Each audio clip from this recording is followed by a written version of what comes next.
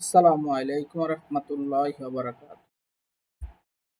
স্বাগত জানাচ্ছি Microsoft office টিউটোরিয়ালে। আমরা আজকে মাইক্রোসফট অফিস এর মধ্যে মাইক্রোসফট পাওয়ার পয়েন্টের ফাইলের পরবর্তী হোম ট্যাব নিয়ে আমরা আজকাল আলোচনা করব। আমরা আমরা প্রথমে টাচবার থেকে মাইক্রোসফট পাওয়ার পয়েন্ট ওপেন করব। আমরা যাচ্ছি মাইক্রোসফট পাওয়ার পয়েন্ট 2016 তে ক্লিক করব। প্রথম সেশন আমরা কিভাবে একটা ব্ল্যাঙ্ক ডকুমেন্ট আনতে হয় টেমপ্লেট দেখাচ্ছি। এখন আমরা একটা ব্ল্যাঙ্ক ডকুমেন্ট নিলাম। আমরা আজকে বলেছি হোম ট্যাব নিয়ে আলোচনা করব। হোম ট্যাবের প্রথম আমাদের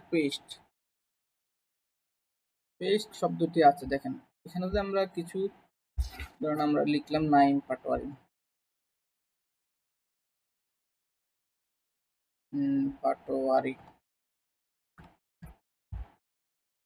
লিখলাম।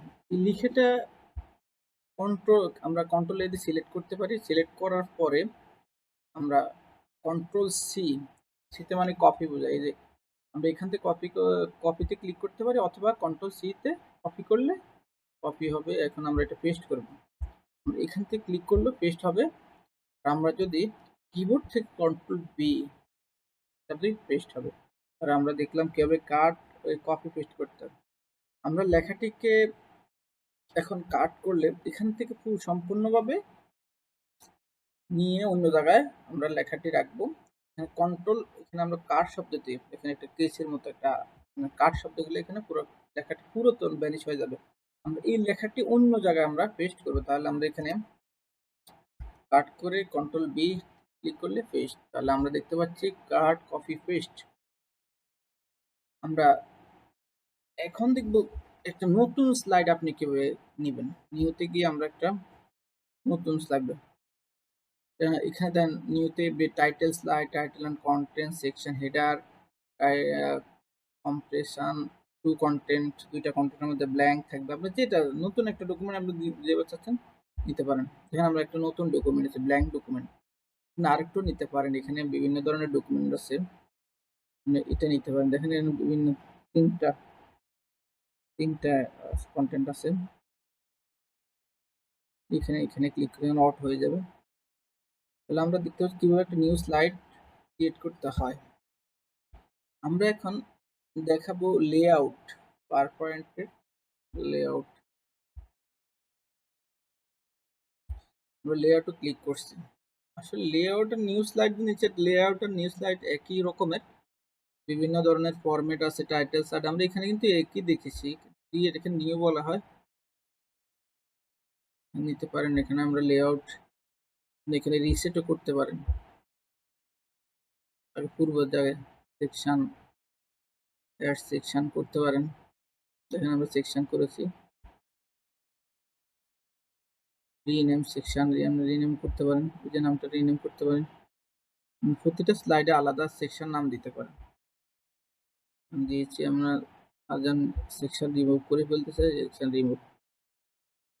তাহলে একটা লেখা একটা স্লাইডে যে ডিফল্ট সেকশন লেখা আছে আমরা সেকশন দিতে পারি, রিমুভ করতেও পারি।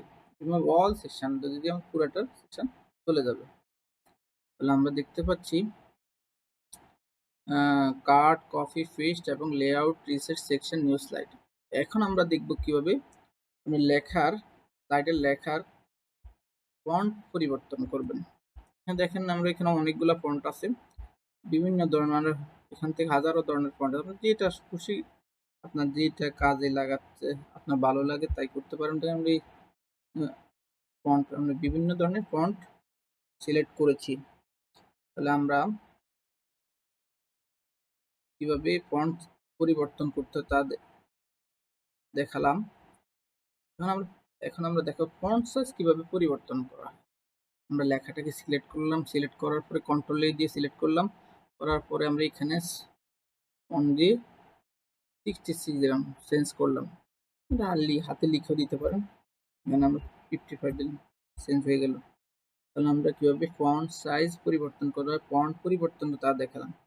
এখন দেখাবো লেখা কিভাবে বোল্ড, ইটালিক, আন্ডারলাইন করা। লেখাটা আমি লিখছি এখানে বোল্ড করে বলতে দেখেন লেখাটা পরিবর্তন আরো গাঢ় হয়ে যাচ্ছে কালো। আমরা এটা ইটালিক করবো, একটা স্টাইল করবো, ইটালিক আন্ডারলাইন। আমরা লেখাটা আমরা কন্ট্রোল ইউ আন্ডারলাইন হবে। তাহলে আমরা এখানে দেখতে পাচ্ছি, আমরা এখন আপনাদেরকে বোল্ড এটা আন্ডারলাইন দেখালাম।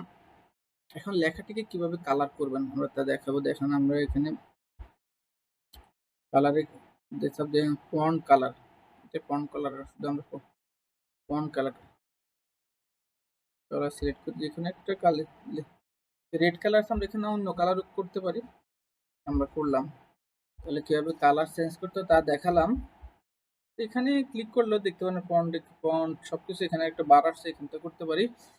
এখন আমরা এই লেখাটা কিভাবে সেন্টার জাস্টিফাই এবং লেফট রাইট দেখা নেওয়া যায় তা দেখালাম। আমরা এখন অ্যালাইন লেফট করলাম, আমরা সেন্টার করব, লাইন রাইট করলো এবং জাস্টিফাই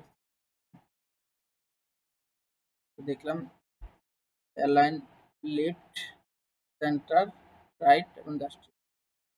লেখাটাকে কলাম, দুটা কলাম করতে পারি। কিভাবে কলাম করা যায়, এখানে কলাম ক্লিক করব, 1 কলাম 3 কলাম করলাম। তাহলে আমরা দেখালাম এখানে কলাম। তাহলে ফাইল ট্যাবের ভিতরে আমাদের অনেকগুলো ফাংশন আছে। আমরা দেখলাম cut, copy, paste, layout, reset section, new slide, কিভাবে ফন্ট সাইজ চেঞ্জ করা যায়, কিভাবে ফন্ট চেঞ্জ করা যায়, কিভাবে বোল্ড করা যায়, কিভাবে ইটালিক করা যায়, কিভাবে আন্ডারলাইন করা যায়, কিভাবে ফন্টের কালার চেঞ্জ করা যায়, কিভাবে আপনি একটা লেখাকে সেন্টারে রাখবেন, রাইটে রাখবেন, লেফটে রাখবেন, জাস্টিফাই করবেন তা দেখালাম। আমরা এখন দেখাবো কিভাবে আপনি বিভিন্ন ধরনের স্মার্ট আর্ট নিতে পারেন। স্মার্ট আর্টে ক্লিক করলে স্মার্ট আর্ট বিভিন্ন ধরনের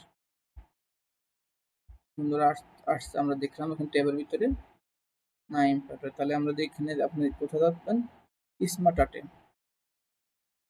কন্ট্রোল জেড দেয়, তাহলে দেখেন কনভার্ট স্মার্ট আর্টে বিভিন্ন ধরনের আপনি করতে পারেন, লেখারে কনভার্ট করতে পারেন। দেখেন বিভিন্ন ধরনের আছে, আপনি করতে পারেন লেখাগুলো বিভিন্ন ধরনের স্টাইল, আরো স্টাইল আছে আপনি করতে পারেন। নাইম পাটোয়ারি সুন্দর হয়ে গেছে।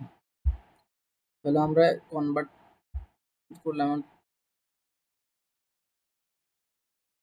এখানে অ্যালাইন টেক্সট, অ্যালাইন মিডল দেখতে পারেন, লেখাগুলোর অ্যালাইন ডেকোরেশন করতে পারেন, বিভিন্ন ধরনের ডেকোরেশন, লেখার decoration.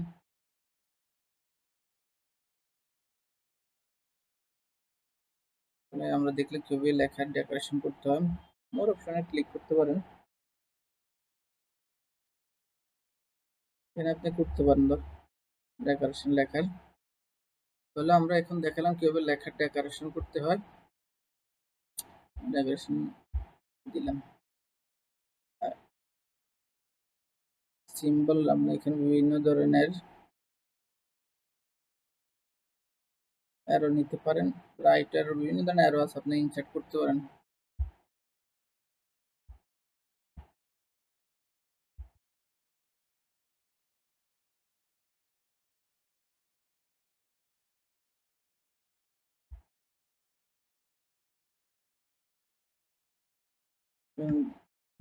Arrow click, arrow design করতে পারেন, অ্যারো যে কোনো অ্যারো ক্রিয়েট করতে পারেন। এখন আমরা শেপে যাব, আমরা পুরো বডির শেপ করেছি, আউটলাইন দিতে পারবেন, এই যে আউটলাইন, সেই ইফেক্ট দিতে পারলে ইফেক্ট দিতে পারবেন, যেখানে ইফেক্ট ফাইন্ড রিপ্লেস, ফাইন্ড দিলে আমরা কোনো কিছু করার জন্য ফাইন্ড দেন নাইম এন্ড নাইম, এই যে নাইম, তাহলে আমরা ফাইন্ড করব রিপ্লেস, নাইমের পরিবর্তে আমরা লিখব এন এর জায়গায় এম দিব, দেখেন রিপ্লেস হয়ে যাবে এম। তাহলে রিপ্লেস সিলেক্ট, টোটালি সিলেক্ট করতে পারি। তাহলে আমরা আজকে মাইক্রোসফট পাওয়ার পয়েন্টের হোম ট্যাবের সমস্ত ফাংশন নিয়ে আলোচনা করব।